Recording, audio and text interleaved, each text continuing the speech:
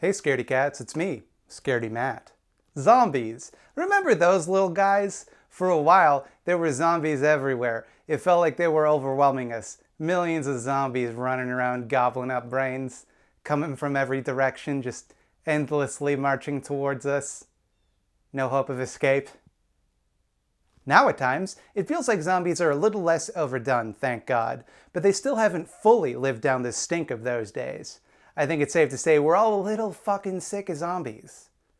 But we're willing to watch like a Train to Baton, and we might be curious about it, the dead don't die every now and then.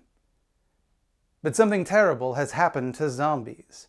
Zombies used to represent all sorts of things: slavery, consumerism, mortality, conformity, classism, militarism, the dangers of technology, isolation. But all of those analogies are dead. Zombies don't really seem to mean the same range of things in our current landscape. They seem to have adopted a new meaning: imminent societal collapse brought about by bleeding heart softies. Now, it would be pretty petty of me to blame this evolution on any one person. There's a wide variety of factors that influence how the Gestalt comes to understand any work of art or any cultural concept at all. But on the other hand, it's all Zach Snyder's fault.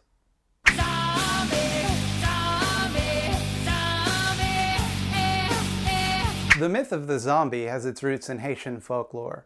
Now keep in mind, I'm not a historian, and I'm not Haitian, so I'm going to be giving you a very narrow and reductive view of this story. Quick history lesson about Haiti. Yeah, we're doing this. Since the arrival of Columbus, Haiti had been brutally colonized by Europeans.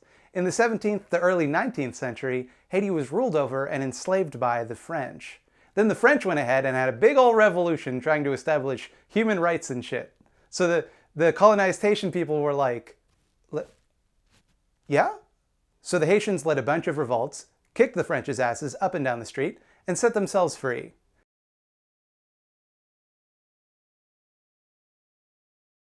You can imagine, though, that living under centuries of brutal slavery tends to leave a pretty lasting impression on the psyche of a nation.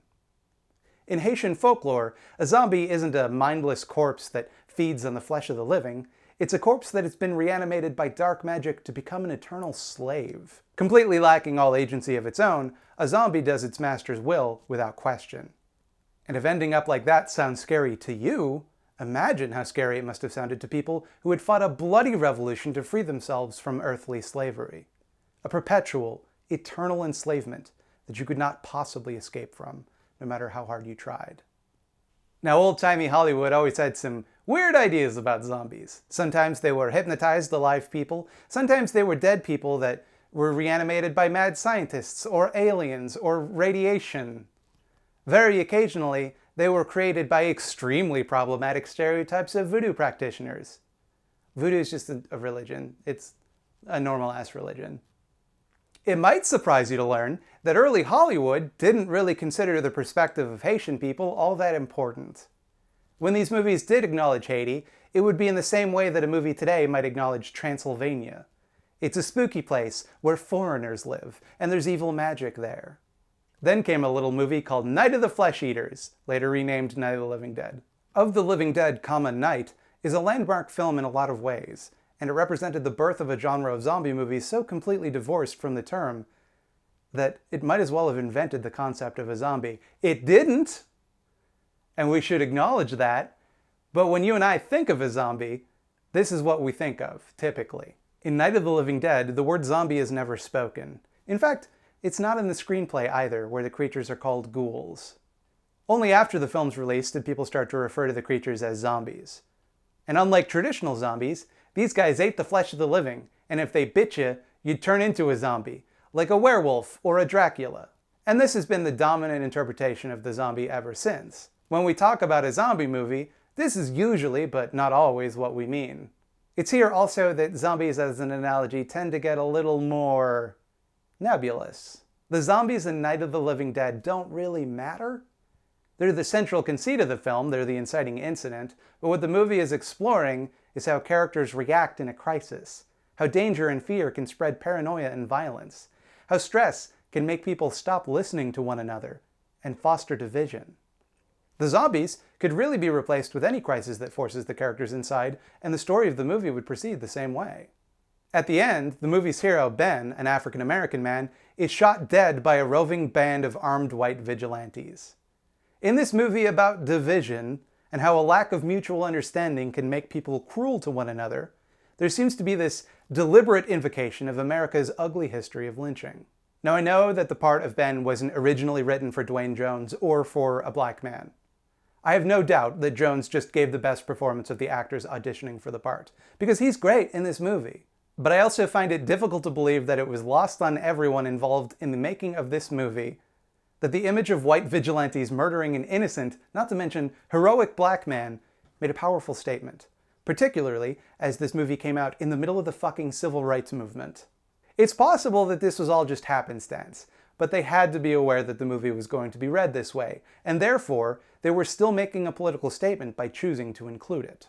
In Dawn of the Dead, the film's direct sequel, hereafter referred to as The Good Dawn of the Dead, zombies become a critique of mindless consumerism, and yeah, I know, George A. Romero, the film's director, said that he didn't intend that. But, like, have you seen the movie? The zombies are drawn to the mall because it was a place that was important to them in life, and then we see them mindlessly shuffling around in a shopping mall while ironically upbeat diegetic music plays in the background.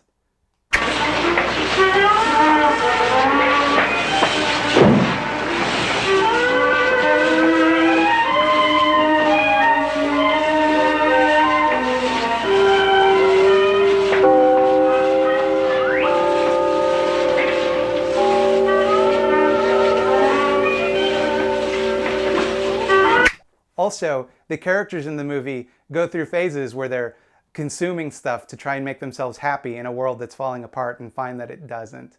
Only the community they build together makes them happy. This film is not subtle. And in the next movie in the series, Day of the Dead, the zombies become pitiable, half-human creatures. They retain just a little bit of their living personality, enough to make them grow bonds with humans, enough to make them hold a grudge. The human villains of the film, by contrast, are tough guy, no bullshit military dudes. I'm running this monkey farm now, Frankenstein, and I want to know what the fuck you're doing with my time!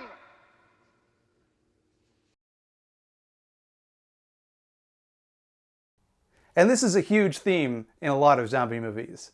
People who revel in the violence of the zombie apocalypse are more dangerous than the zombies themselves. Everybody would be able to survive and thrive if not for the destructive impulses of violent assholes. From the vigilante gangs in Night of the Living Dead, to the hot-headed military chauvinists in Day of the Dead, the military in 28 Days Later, the bikers in Dawn of the Dead, the punks and military in Return of the Living Dead. In these stories, the true danger of a crisis isn't the crisis itself, but the human tendency to become selfish and uncaring. Zombies are dangerous, but they're also not real. At least Romero-style zombies aren't real. If you make a movie where the zombies are literal and don't represent something aside from zombies, you end up with Day of the Dead 2, Contagion. The real danger, the one these filmmakers used to want to talk about, is man's inhumanity to man. And if you're familiar with contemporary zombie bullshit, that's a theme that should be very familiar to you. The most popular piece of zombie media in the past few decades, maybe ever, is The Walking Dead. And if you've watched it, you know that the world it takes place in is miserable. It's a parade of human cruelty, a world where every outsider is a threat and every act of compassion or mercy is a risk. Now, I'm not saying that to criticize The Walking Dead. If I wanted to criticize The Walking Dead, I would mention how bad it sucks. The relentlessly bleak tone is by design and is part of the show's appeal. And like zombie media before it, it condemns violence and man's inhumanity to man. However, the solution that the show proposes is that good people should become equally brutal and cruel to combat brutal and cruel bad people. Altruism in the world of The Walking Dead will get you killed or cause others to suffer for your mistakes. The appropriate response to a hard situation is to harden oneself, to become bigger and stronger and more capable of violence in your self-interest than others who are also using violence in their self-interest. At times, it might seem like people working together altruistically have created a small haven from the horrors of the rest of the world, but inevitably, they'll be hiding some sort of dark, dangerous secret. Zombie movies traditionally play to liberal fears and prejudices. The mindless masses, consuming without thought. They're coming for you, and if you can just get everyone to think like you do, you can stop this crisis in its tracks. The more zombies become cannon fodder, the more they become divorced from being human beings, the more they started to appeal to conservative fears and prejudices. See, there's this invading horde constantly at our gates. We must be strong and have big, strong boy guns to stop them. And everybody has to fend for themselves in this new dog-eat-dog world that is coming. There's no room for bleeding heart compassion. Only the strong will survive. So we can't have a social safety net. Oops, I mean comfort someone who is bitten by a zombie. Did I say a social safety net? That's not what I meant. I meant the being nice to injured people. Can't do that. Let them die. Now, truthfully, it would be dishonest to lay this entirely at the feet of Zach Snyder. If anything, it's probably influenced more by post-9/11 foreign policy than anything else. But Snyder's Dawn of the Dead in 2004, a remake of George A. Romero's classic and one of my favorite movies, is the first time I noticed this trend. And blaming him lets me talk about how much I hate this fucking movie, which is one of my favorite hobbies. In Snyder's Dawn of the Dead, hereafter referred to as the bad Dawn of the Dead, the heroes are all badass motherfuckers who take no shit. You either learn to do violence decisively and without remorse, to let go of your creature comforts and all attachment to the well-being of others, or you are a liability. Care about your family too much? You just made a zombie baby. Nice job. Care about sick people too much? You just let a zombie into your home. Care about your dog too much? You just got the extremely friendly and cool gun store owner killed. Liking dogs is dangerous. You should like guns.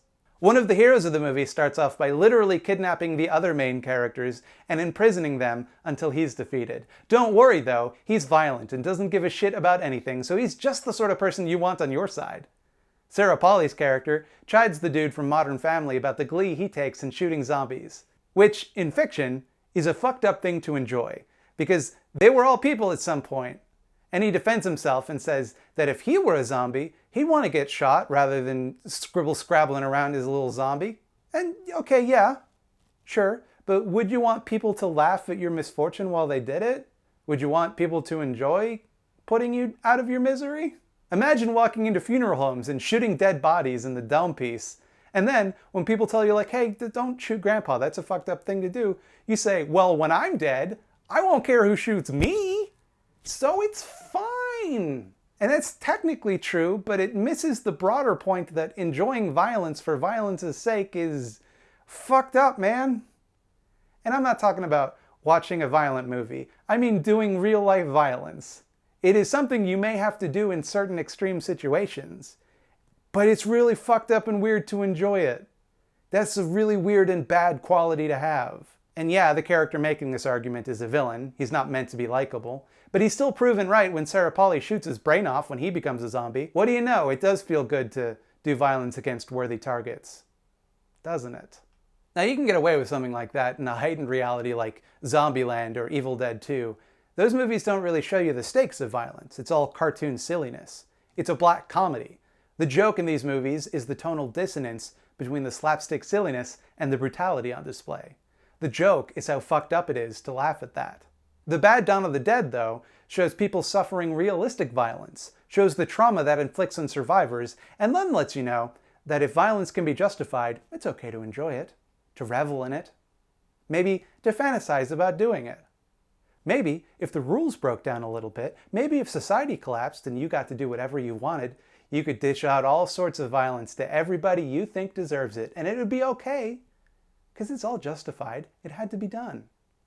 Or you could be some namby-pamby regular person and die like a moron because you don't know how to use weapons, like the strong boys. It's worth pointing out that these two characters that die gruesome, painful, and pointless deaths because of their inability to kill people are a sexy lady, so you know she's dumb and worthless, and a gay dude, who, in case you missed the message, in one scene wears ladies' shoes, so you know that he's effeminate, and therefore weak, and therefore a liability. Not like Strong Boy, who is so annoyed that you're talking about gay stuff. Ew! I guess the first time I knew I was gay, I was 13. This guy, tall, Todd. He was building a deck in our backyard. Okay? Just please, stop. Fuck this movie. Fuck its toxic legacy of converting a once sensitive and socially conscious subgenre and turning it into survivalist propaganda. Even though it's not really the movie's fault, it's a broader problem. There's something deeply fitting about the fact that, despite their humanity having been ripped away from them, zombie movies keep shambling on, a husk of their former selves, clinging to a life they no longer remember and can't return to.